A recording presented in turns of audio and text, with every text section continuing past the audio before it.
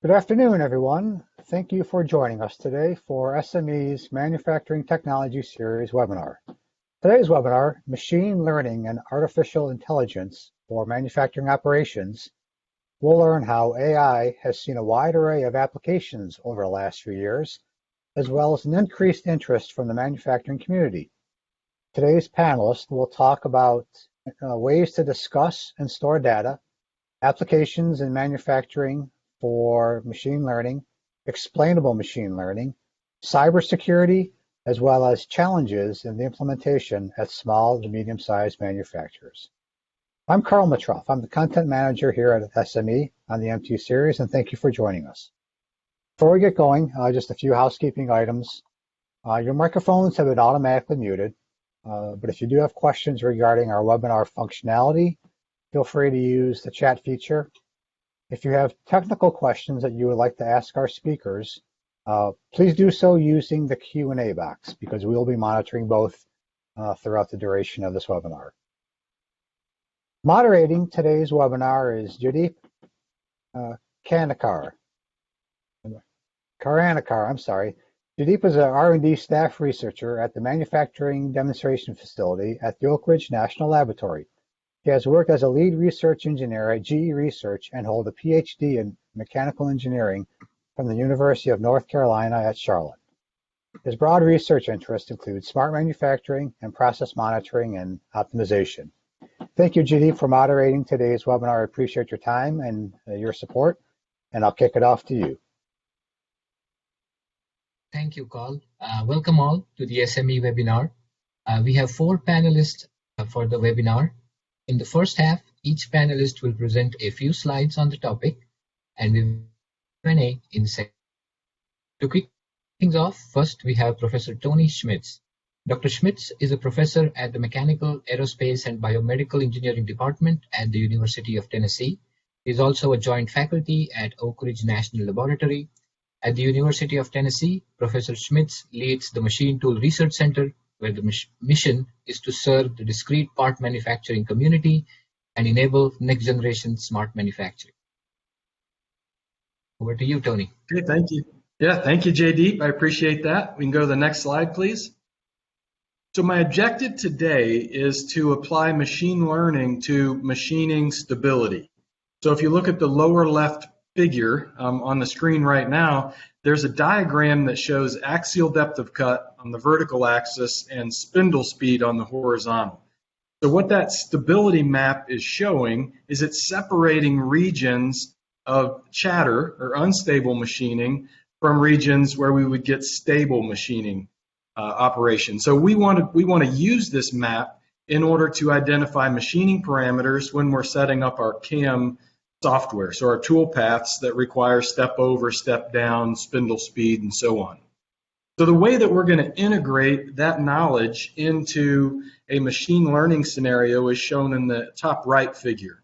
So we're going to use a physics-based understanding of structural dynamics and cutting force and this stability model as input into the machine learning model. So we're going to do our initial training with our models, with our physics-based models. But then, once we're on the machine, we'll collect new data. So we'll perform cutting tests, and then we'll use the results of those cutting tests to update that model and improve its accuracy. Next slide. So here's our first model. The first thing that we need to know is what's the vibration response at the free end of the cutting tool. So we have a tool mounted in a holder, mounted in a spindle, and it has some vibration response that depends on that assembly. So we can predict that tool tip response using something we call receptance coupling substructure analysis. So that's a fancy term meaning we're going to take models of the holder and tool, and we're going to couple them to a measurement of the spindle. So we're modeling the things that are convenient to model, measuring the spindle attached to the machine that's less convenient to model, and then assembling those in simulation. So we put those together, we predict the tooltip frequency response function, which describes the vibration behavior, and we're ready to proceed. This replaces the necessity of measuring each tool in each holder, in each spindle. It's possible, but can be an obstacle for implementing this technology on the shop floor. Okay, next slide. Our second model that we're going to use to train our machine learning algorithm is a cutting force model. So what we want to do here is relate the cutting force that's necessary to shear away material in the form of chips as a function of some cutting force coefficients. So we have some coefficients embedded in this model that relate the force to the chip area. So if we can think about the chip thickness, which is defined by the feed per tooth that we've commanded, and then the vibration state now, and the vibration state by, from the previous tooth, so the surface that we left behind. So taken all together, that defines our chip thickness, and then our chip width in milling is the axial depth of cut. So combined, the chip width and the chip thickness give us that chip area, which we can then scale to get the cutting force. And the scaling factors are in the orange bubbles in those equations. So we can get those, for example, by using finite element simulation. So we can execute finite element simulations of the cutting process, use those forces and the commanded parameters, the chip thickness and the chip width, in order to extract these coefficients. So effectively what we're doing is then we're relating a material model, it's called a flow stress model that relates stress to strain and strain rate and some other parameters, and gives us an opportunity then to simulate what those cutting force parameters would be. Okay, next slide. The third aspect of our model is the stability map. So that requires the inputs of that frequency response function, the vibration response of our cutting tool, the cutting force model that comes from my tool and the material that I'm trying to shear away for the workpiece, and then in an algorithm, we use those two pieces of information to generate that stability map. So the idea is that this stability map gives us this limit between chatter combinations of axial depth and spindle speed and stable combinations of axial depth and spindle speed. So the gray zone we want to stay away from, and the white zone is where we want to select our machining parameters. Okay, next slide.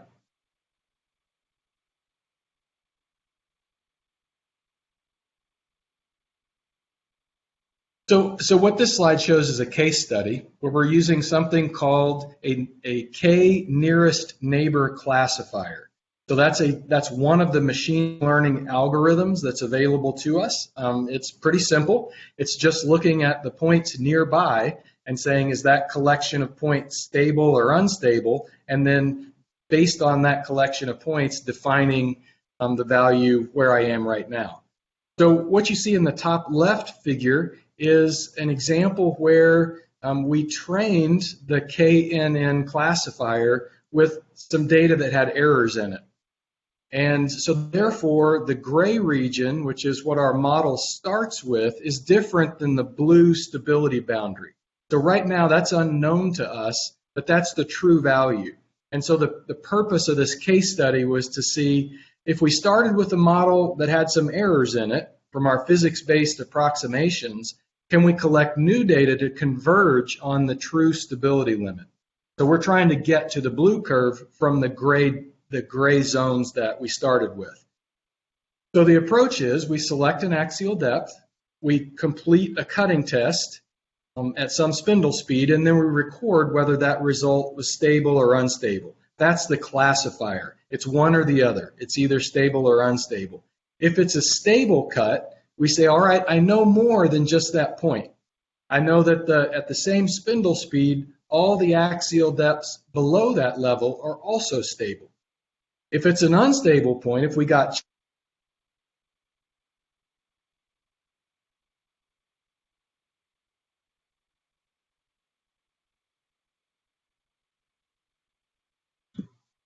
All right, it seems we have lost Tony. Let's give a few seconds. If I not, apologize for that. Apologize for that. Looks like Tony's trying to get logged back in, so please bear with us. He was just talking about unstable points too. Very Excellent. Can you hear me right now? Yes. Yes, thank you. No audio right now. Oh, yes, you can. Yes. We can. Yeah, we can No, hear you you, can't. Tony. And you were talking about Terrific. unstable points. Excellent interjection. Excellent interjection from Curtis. I heard him. That's right. So I went unstable. I chattered, and you bounced me. So in any case, if we have an unstable point, we got chatter, we can say all the points above that point are also unstable. So we're doing some smart data addition based on the results we got. What the curve in the top right shows is a convergence criterion. Oh gosh, did I disconnect again? No, we can hear you. Okay. All right. So a convergence criterion that says I'm getting closer and closer to that blue line. And you can see in the lower right figure that, in fact, what I know right now, which is the gray region, is indeed converging on the blue line as I collect a few more data points. So that's one of the values of machine learning is as I get more information, I improve my knowledge about my process. And that brings me to the end of my contribution. Thank you.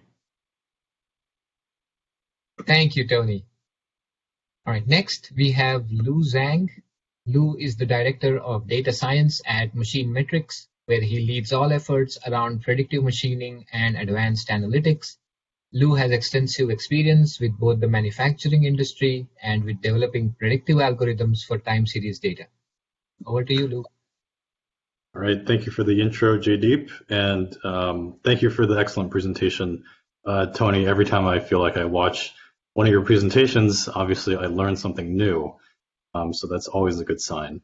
So next slide, please.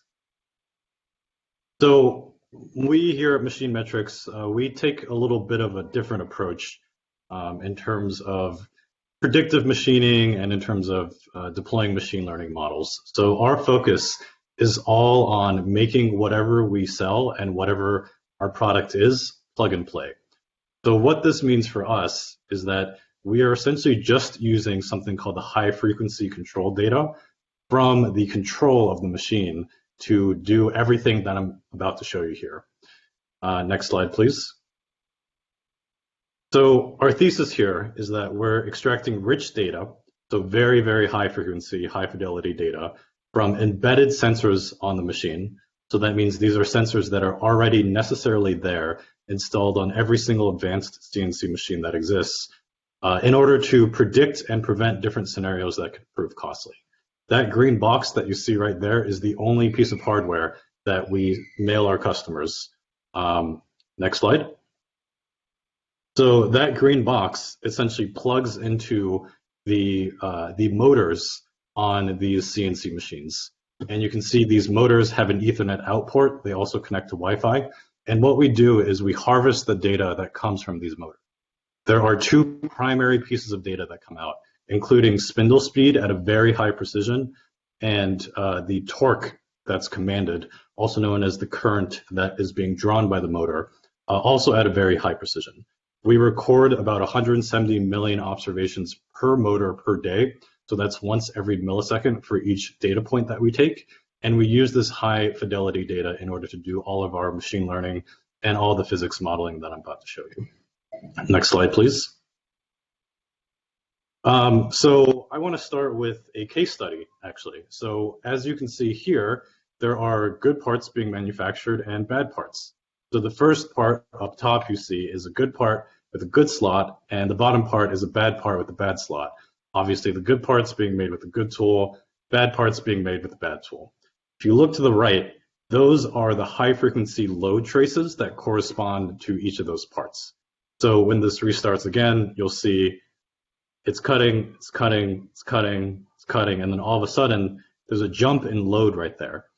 Those two regimes in load correspond to different types of goodness of parts being made. So that jump in load you see right there corresponds to what that high frequency load looks like when you're manufacturing bad parts. And the first regime is good parts. This is primarily because when you have a bad tool that's being used, it tries to use more force or more power to compensate for the fact that it's an incomplete tool. And you will be able to see this very clearly in this data that I'm showing here. Next slide, please. So one way to look at this is just to take the integral of each one of those curves that you saw over time. And you can see that that red line right there is the failure on the machine. And that jump in energy that's being used manifests about 12 to 15 parts before the actual failure. So if you were able to stop your machine 12 to 15 parts before it stopped itself, you'd be able to save tools, and you wouldn't be able to, or you wouldn't have to make those dozens of scrap parts that you would end up just throwing away. Next slide, please. So if we look at tens of thousands of parts over time, you can see that every time that load jumps, it corresponds to a particular tool failure. So because this is so consistent, and because this is a discrete and deterministic physical phenomenon that's occurring, these sorts of physics models are highly effective for machine tools and machining. Next slide, please.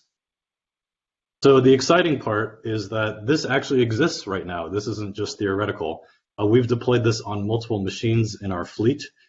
We've issued 84 feed holds remotely without installing any sensors from the comfort of our living rooms, basically.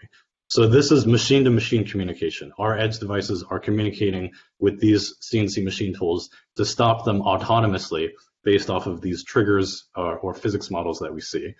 We have a 98% precision rate so far, so 82 out of 84 of these feed holds have been accurate, and 97% recall rate, which means that only 2 failures so far reported by the customer have not been detected, resulting in over 3,000 scrap parts that we've saved without deploying any additional hardware to these factories, except for that one little green box that you saw earlier.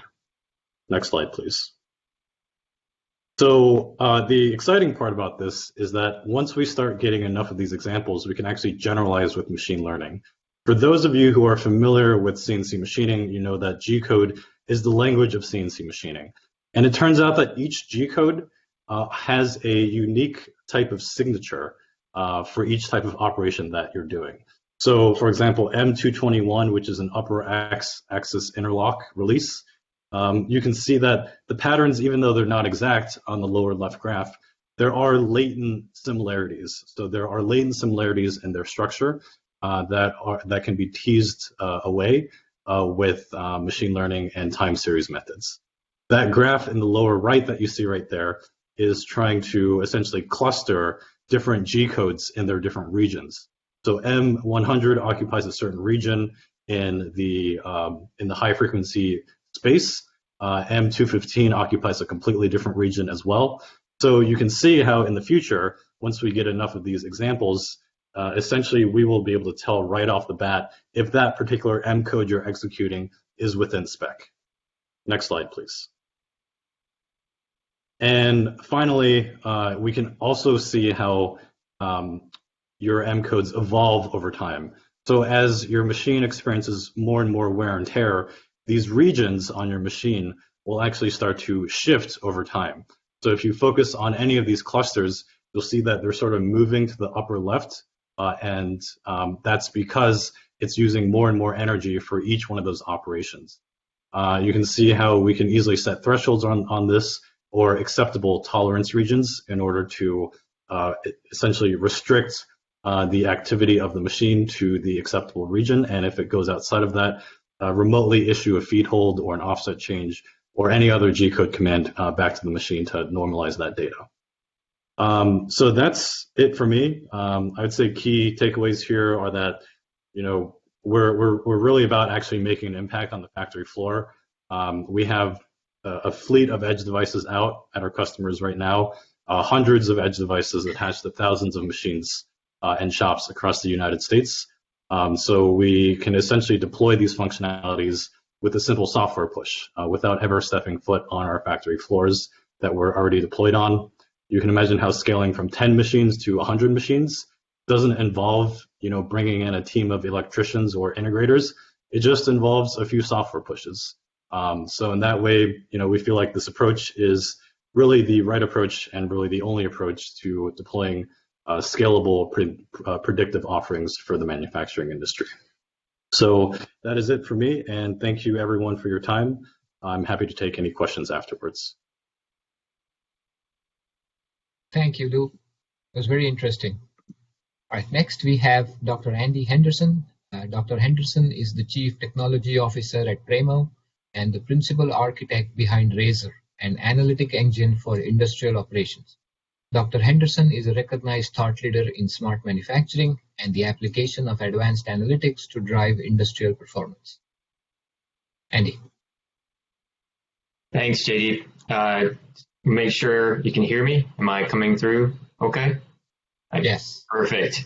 So a couple of great presentations from Lou and Tony so far. And mine is going to be a bit different. I was trying to choose an example to go deep into, and I love them all. I couldn't choose one. So I decided to take a slightly different approach. And at Praemo, we are all about taking data as it is, where it is, and applying our analytics engine to it to extract insights that people can use to drive actions to improve throughput, quality, and machine health and those sorts of things in their operations. And so what I wanted to do is to talk about some challenges that people face when they're thinking about getting started, and then to say at the end there are solutions like ours that are built to intend to help reduce the friction, much like Lou was saying earlier, to make it easy to get going, to make it almost plug and play. So with that, next slide, please. When we think about artificial intelligence, machine learning, there are some technological challenges that we face.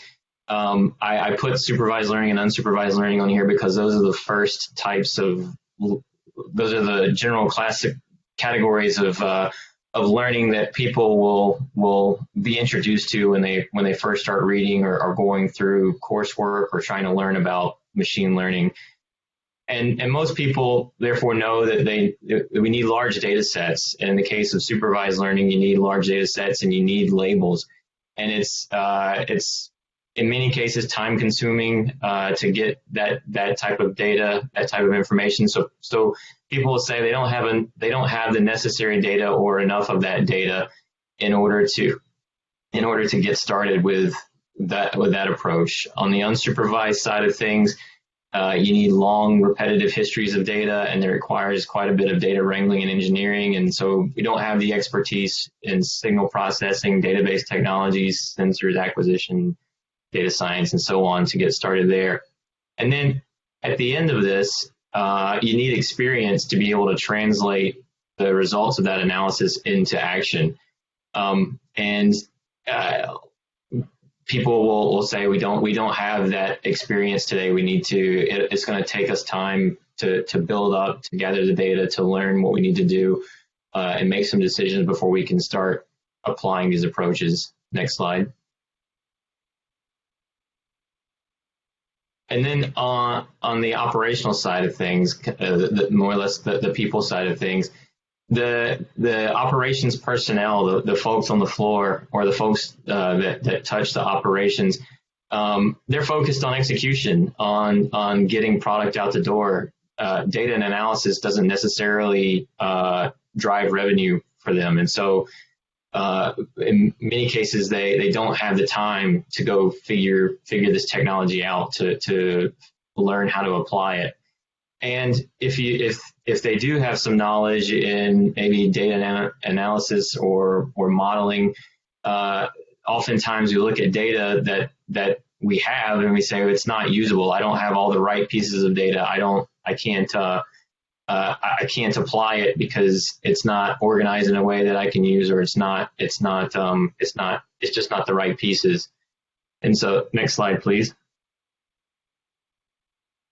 And so, as I said at the onset, the point here is to say that there are solutions that are out there, solutions that are emerging, that are taking technologies like artificial intelligence, machine learning, and applying them to the data to try and reduce the friction of and overcome those challenges, so that you can take whatever data is available from the floor and be able to extract useful insights out of it to go drive some sort of action, to be able to reduce the amount of experience needed by those people in operations in order to start making use of those insights and driving action on the floor.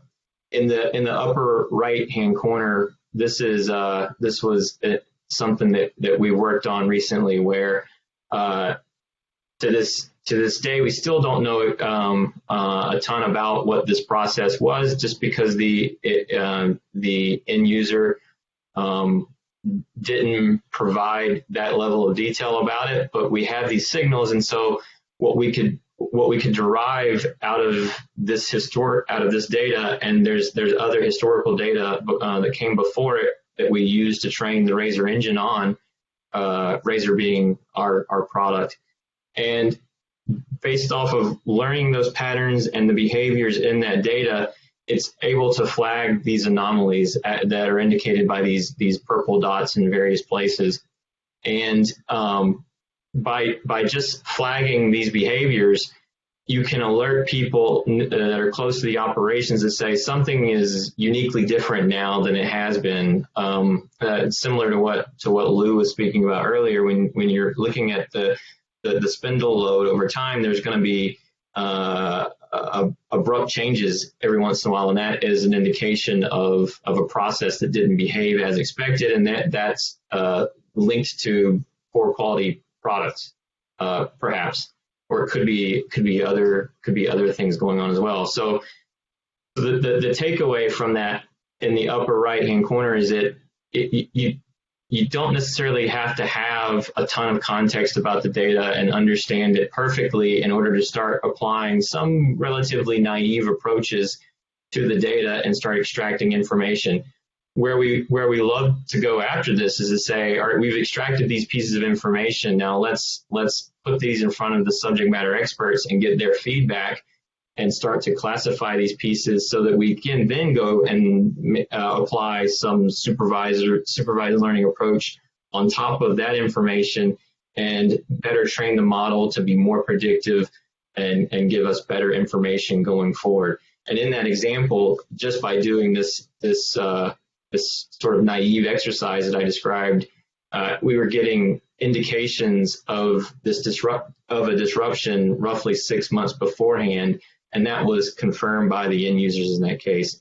Then moving down to the lower right-hand corner, lots of times we think about, hey, things go wrong. Well, what about when things go right because something changed in the process, but you don't necessarily, if you're not tracking it and aware of it, you may miss the fact that the aspect of the process was changed and things actually improved, which is what this example is showing. This is all related to throughput, and what the engine identifies is that there's this window in time where the throughput was different than it had been before. And so this gets raised as a piece of information to the people running the operation, and investigate further to say, hey, that's actually it was odd. It was another anomaly, another different aspect of the process, but it was a good one. So let's dig deeper into that and understand more what drove that improvement, so that we can perhaps make use of it going forward. And in the example in the lower left-hand corner, this is all around machine health component degradation. So again, building training models to be able to recognize the patterns in degradation, so that when these signals come in, or these groups of signals come in, and we apply some correlation influence reduction techniques in order to clean the signals, and then apply the models that recognize those patterns of degradation to be able to learn when the behaviors change. So in the case of tool wear or something along those lines, when the tool is replaced, that is the end of the life of that particular component, and the algorithm learns to recognize those end of life conditions and that degradation pattern leading up to it, so that going forward it can start making predictions to say, based off of those patterns in the past, there's you at this point in time, there's X number of hours of life left on that tool, or X number of hours of life left on some component of a critical asset. And so, again, to reiterate, the point here is that there are solutions out there that incorporate a variety of algorithms and learning approaches to be able to help reduce the friction around using data that exists inside of operations and extracting useful pieces of insights from it. So the point being, get started. Don't let those challenges hold you back from trying these techniques. And so that's me. Thanks. Thank you, Andy. Next, we have Dr. Curtis Taylor. Dr. Taylor is a cybersecurity research scientist at the Oak Ridge National Laboratory in the Cyber Physical Systems Group. His research interest is networking, network and system security, and applied machine learning. Curtis. Hey, thanks a lot, JD. Yeah, I'm here to bring the doom and gloom, I guess. So we've heard all kind of cool and exciting things, and here I am to sprinkle in the skepticism as is cybersecurity. So next slide, please. So when we think about today, and we think about manufacturing and maybe cybersecurity as a whole, there's the question of, is there a problem? Because a lot of times a manufacturer will kind of look at their plant, think that, hey, I don't have anything exposed, or I'm not a target. They would never come after me, right? That's kind of the mindset a lot of times. But the truth is, what we call the attack surface in cybersecurity, that's kind of the surface area that's exposed for attack. So as you start digitizing things, adding more software into the pipeline, you're really growing that attack surface. And what that means is an increased probability for an attack. And as we kind of push to gain intelligence and efficiencies, because that's where in manufacturing, where there's a lot of growth right now, is improving processes and doing things more intelligently, that kind of necessitates new software and new hardware in the loop. And then that's what grows that attack surface. And so this attack surface and the digitization creates an opportunity for an adversary. And so just some examples here to kind of think about in the past. The most recent one, whether you're familiar with it or not, you've probably heard the term SolarWinds. So this was an attack on what's called a network management system, more or less a device that sits on enterprise networks and indeed in some OT networks, and kind of helps manage the network from systems to network devices. It's a pretty powerful system.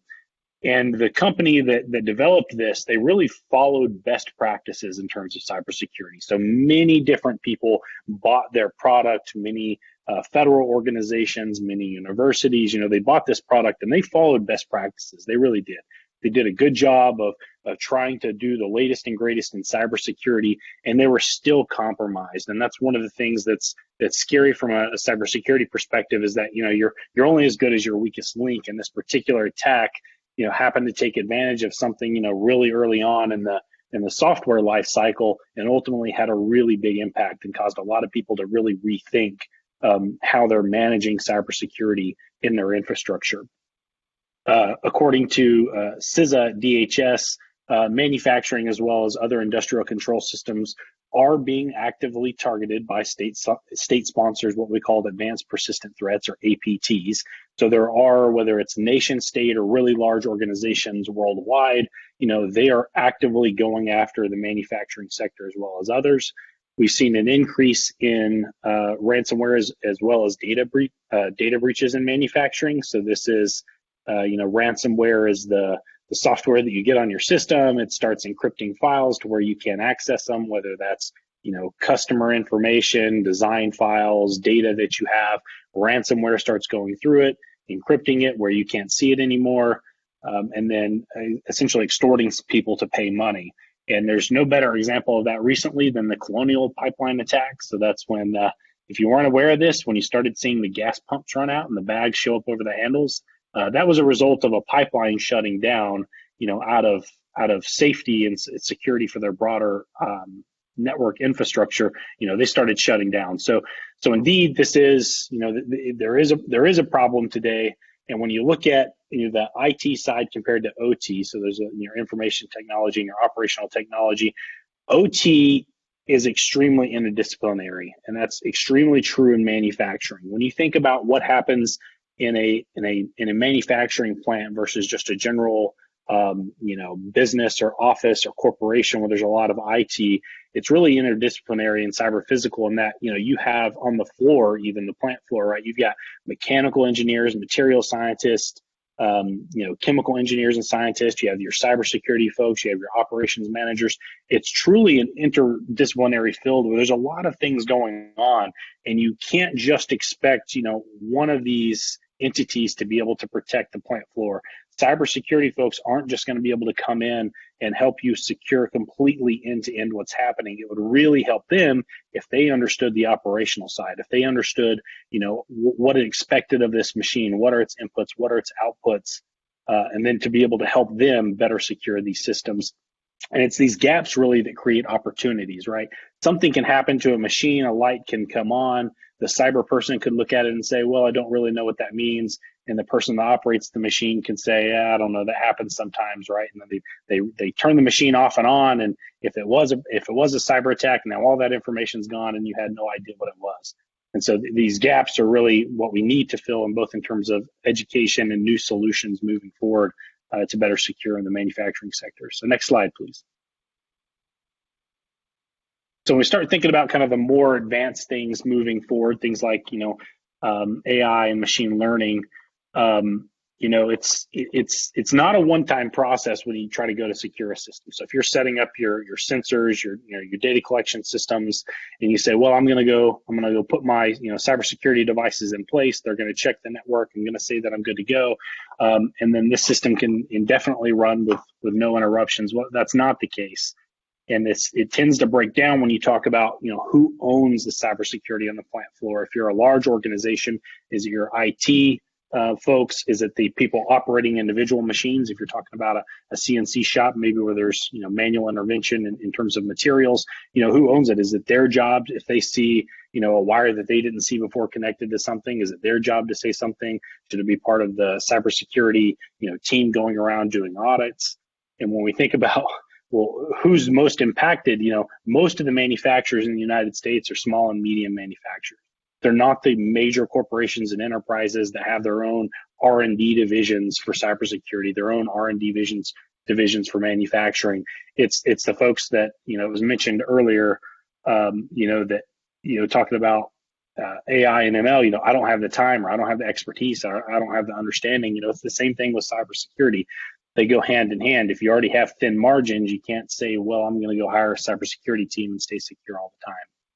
So what happens sometimes is that people think that, they see artificial intelligence and machine learning and they think that it's the solution for everything. And what I want to caution is that it can help do many things. It can help do, predictive maintenance, as we've seen. There's operational systems that do that, but it's not a panacea. It can't solve everything. And, if you paid attention to any of the interesting articles that have come out, there are ways to undermine these systems. So, there's a lot of image recognition algorithms out there. If you're thinking of having sensors on your CNC machines that are monitoring the thermal images or monitoring the cuts on a part, trying to, categorize them, there's some really funny things that have happened out there, maybe some less funny things. One of the more well-known examples in terms of, adversarial machine learning was there was a 35 mile an hour speed zone. I think it was somewhere in California. And if you're not aware, Teslas, they try to see speed limit signs, and then the system does image recognition on the sign. It determines what the speed limit is, and then it tries to accelerate to that speed limit. Well, someone very cleverly just went and took a piece of electrical tape and extended the 3 a little bit, as you can see in the image. And the Tesla image recognition software took that, and based on everything it trained on, it said that was 85 miles an hour. So the Tesla started to try to accelerate to 85 miles an hour. So that's a very real world example of a physical attack leading to a cyber solution, being the AI system making an incorrect decision. And there's some other more well-known kind of historical academic papers that show, you can take an image of a panda based on an image classification algorithm, you throw in a little bit of noise, and you can get it to classify as a completely different animal, a given. So you can add some noise into a classification. If you're an adversary and strategically trying to undermine a system, you add a little bit of noise and you can make wrong predictions happen. Another good example was, classifying turtles as rifles. So I think you can see that those are not rifles, that they are turtles, but throw a little bit of noise into an algorithm, and you can make a wrong decision. Next slide. So while that was all doom and gloom, I think there is hope on the horizon. I think there's a lot of big initiatives going on now looking at cybersecurity, data analytics, and manufacturing, and kind of at the intersection of those, saying, how do we move forward? How do we stay innovative? But also, how do we be secure? One of those, which I'm heavily involved in, is called CYMANI. That's the Cybersecurity for Manufacturing Innovation Institute. That is a DOE initiative of standing up an institute led out of the University of Texas, San Antonio. And they are focusing on that intersection of cybersecurity and efficiency gains. So one of the things they're trying to push is, how do we integrate in cybersecurity into manufacturing with a return on investment? Right now, cybersecurity is an investment which you don't ever see a return on, right? You think, maybe I'm a target, maybe I'm not. Let me go and spend lots of money to protect against something that may happen. It's not a good business model, especially from the SMM's perspective. So how do we turn that around? How do we make and show that if you implement these cybersecurity solutions, you can actually get a return on investment? It is a public-private partnership, so this is universities, national labs, including Oak Ridge National Labs and others, as well as private sector. So we have a lot of private sector organizations on. And one of the things that we push when it comes to cybersecurity is something called Epsilon Pure, where that's energy efficiency. Pure being pervasive, unobtrusive, resilient, and economical. And those are 4 properties that we latch onto for cybersecurity. If it's not pervasive everywhere, you're not going to succeed. If it's unobtrusive, people are going to disable it or step beside it. If it's not resilient, it's going to go down under the first attack. And if it's not economical, it can't be purchased and used. There's something out there right now called the Zero Trust Architecture. It's an interesting concept, I think, to look into, that you can implement without being too technical. And essentially the idea is you trust nothing you put on the network. So when you plug in a new device, how do you make sure that you can trust it, verify it, and authenticate it later? So don't ever put anything on your network that you can't authenticate or verify later. Don't let them all talk together where you can't see them. Make it to where they all have to be essentially authenticated and thus trusted. And then finally, there are some major initiatives happening right now on data sharing practices. So the government very recently has pushed and said, you know what, in the wake of Colonial Pipeline, could we have prevented this? Might we have seen, some rise in attacks across the industrial control system environment? Might we have seen this coming? Did we see that same organization that compromised and installed ransomware? Did we see them targeting manufacturers? Potentially, but right now there's not the incentives or the technical pathways to be able to quickly and efficiently share data and also be privacy preserving. And there are also some private sector solutions, something like NetKeeper from Dragos, that's also trying to address this problem. Much like AI and ML, you want to be able to train models. You also want to be able to share cybersecurity information for the greater good. And I think that's it for me. So happy to take questions at this point. Thank you, Curtis. That was informative. All right, so we have a few questions, and I can just start them further that we received. So the first question was, where is the machine learning models running? Is there a need to have any APIs? or is it needed to have SQL or any database server to collect and extract data?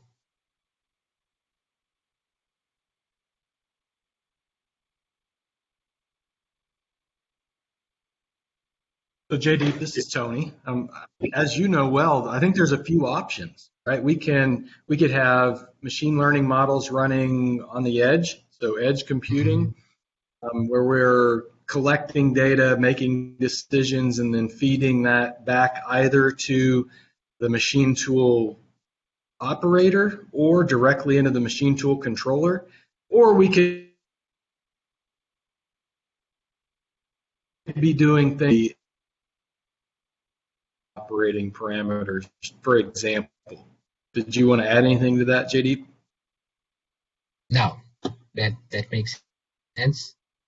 So Curtis, in terms of cybersecurity, is there something you would like to add to that? Sure. I think Tony pretty much hit the nail on the head there. And Lou touched on this a little bit, talking about the amount of data and the rate at which they collect it with their solution. I think where a model runs and how the data is stored is probably going to be very situation specific. Because if you're thinking of having a manufacturing plant floor be able to stream 100 kilohertz data to the cloud to perform remote analytics, you're probably dreaming. So it's going to be, I think, application and data specific, as well as how real time the decision needs to be. You might be able to collect data, post analyze and train a complicated model in the cloud, and then ship that back down to the edge for real time analysis. But I think specific solutions in terms of the API or how the data is stored, that's going to be probably in the secret sauce of individual organizations and how they put those together to make it work best for their solutions.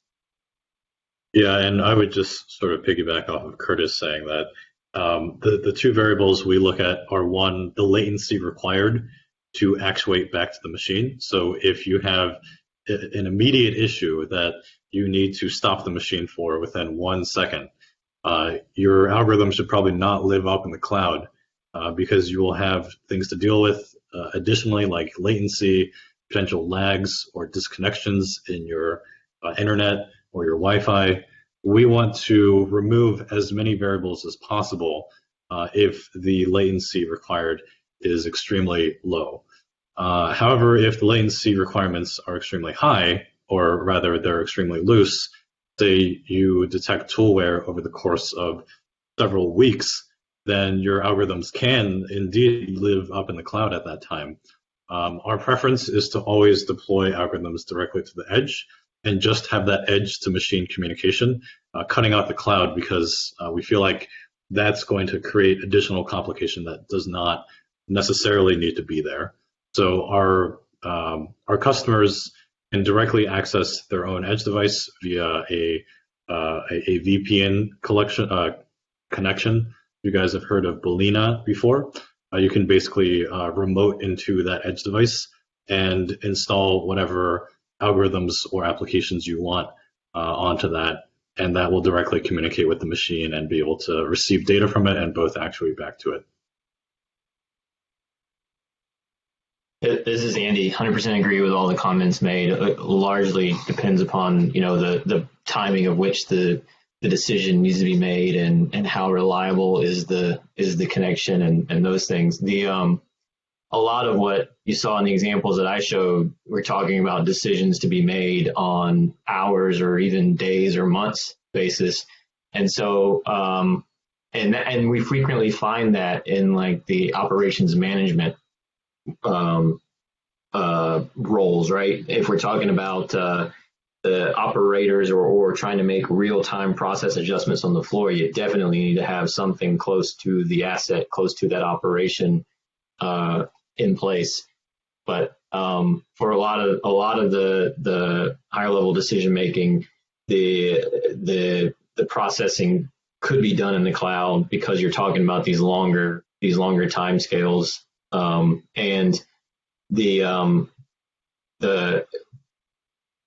and so yeah, that's basically it.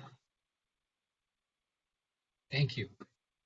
All right, so the next question is, what are the protocols used in capturing the metrics and maybe also the data what protocols are the most ideal? So I was, I'm assuming by protocols we're talking about things like Modbus, which is an example of a data communications protocol. I think there are a ton out there that exist that have been utilized over the years, and in many cases, they're like if you're talking about direct communication to a machine control on a floor, there may not you may not have a choice of the best. You may have to use whatever is provided by that manufacturer, and so there's an industry of groups out there who have basically built a database of think of it like drivers for these protocols that you can use that will take those, that will communicate, consume that data, and convert it to a standard of some sort. So I think the answer is a lot. There are a lot of protocols, and the answer about the best is that I don't know. Sometimes you might not have the luxury of trying to decide or choosing the best. You might just have to deal with what you have. Yeah, I totally agree with that, Andy. Unfortunately, CNC machines are in some ways at the core are still the same as they were in the 1950s, unfortunately. If you look inside a CNC machine, it's almost like a museum the deeper and deeper you go. And at the protocol and communication level, it is especially like that. They have essentially these archaic C++ APIs that you have to decipher and where there's very little documentation for them. So companies like ours will basically spend years pulling together and making sense of these archaic APIs and building out what we call adapters in order to attach to different types of machines. So it's not a thing that I would recommend you try at home at all. It's a thing that takes half a decade worth of effort in order to pull everything together in order to unify several different languages and be able to compare cross-machine information. It's just the nature of the industry, unfortunately, because these big OEMs, they often don't talk to each other, nor is there much of a desire to create any sort of unified machine language, unfortunately. So you just have all these separate adapters from, FANUC is different from Mitsubishi, is different from other control manufacturers, and you have to spend a lot of work pouring through thousands of pages of their manual, figuring out how to actually talk to these machines. And I would just like to add on to that underneath all of that is an implication to cybersecurity, in that these systems have been built over decades.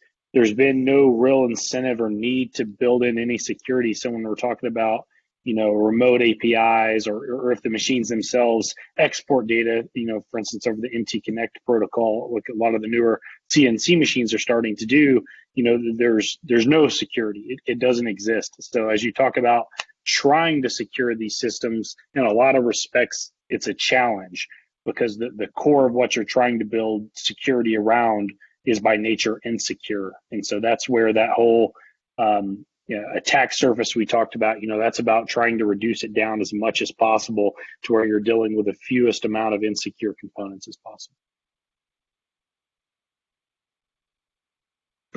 All right, thank you.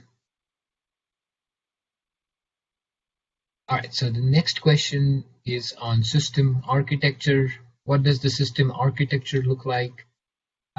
It seems there has to be a lot of infrastructure in place for the aggregation of data from the facility floor to a centralized location. Where does all this data, and how would you go about implementing?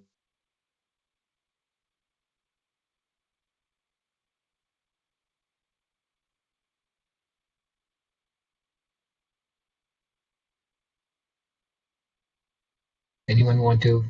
Yeah. That's another. So I feel like the answer is it depends. It depends a great deal on So typically in our case, we're going into a site and we're working with what's available to us there, and that could be a range of things. Lots of times manufacturers will have a SCADA system in place, and with that SCADA system, there might already be data collection activities going on, and there's an OPC server, and that's feeding into, say, a historian or something along those lines, and then maybe there's another SQL database behind that's where that data is being pulled out of the historian, and some amount of data modeling and contextualizing is being done and stored in that SQL server. And so, and then there's almost infinite variance on each of those. I was aware of some architecture modeling activities that were going on maybe a decade or so ago that I'll have to go find. I can't remember off the top of my head, but maybe we can send that out later. But they can give candidates examples of what good architectures are. So that's a non-answer to the question. I feel like to say it depends. There's a lot of different different ways people have tackled the solution before, and it largely depends on maybe what you're comfortable with and how you also want to integrate. I'm sure Curtis would have some thoughts about how you want to integrate cybersecurity into that architecture. Do you add in various like packet sniffing devices or tipping points or whatever into your physical infrastructure, your physical architecture? Mm-hmm. Anyone else want to add? I would agree with that, and I think like it always depends. But one of the things we've seen in that question was, where does this data live? And I think that's going to be very specific to who you're talking to on that, and that's again it depends. If you talk to a very large manufacturer, one of the big tier ones, they don't, a lot of times they're not going to want their data to leave their floor. There's too much, intellectual property and things invested in their data that they can't afford to lose. They don't want to put it on a remote cloud that, they don't own the physical hardware.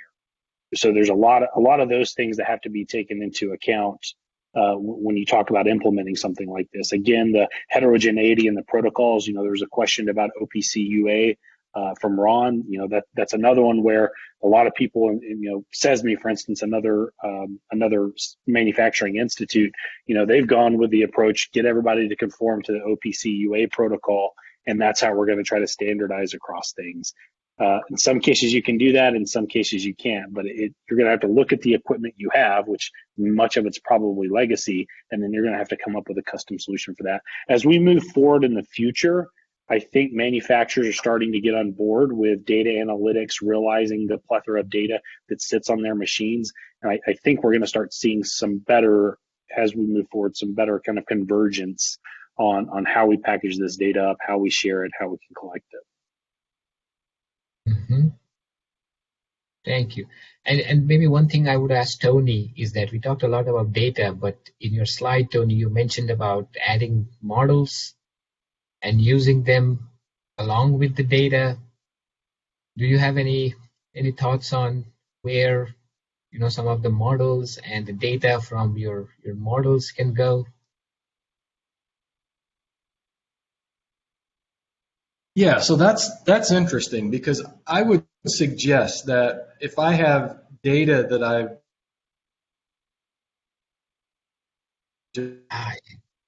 Tony, you're breaking up for me. Hello? Same for me. That's too bad. Sorry, Tony, you're breaking up. We're not able to hear you.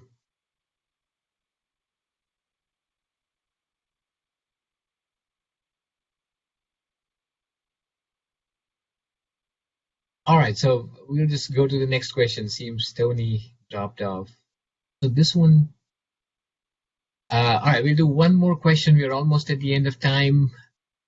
Is there a platform to document and share cyber attack events? That is, if a prominent cybersecurity company or a large CNC machine manufacturing was ever breached and paid a ransom, is there a way, or would it ever be reported?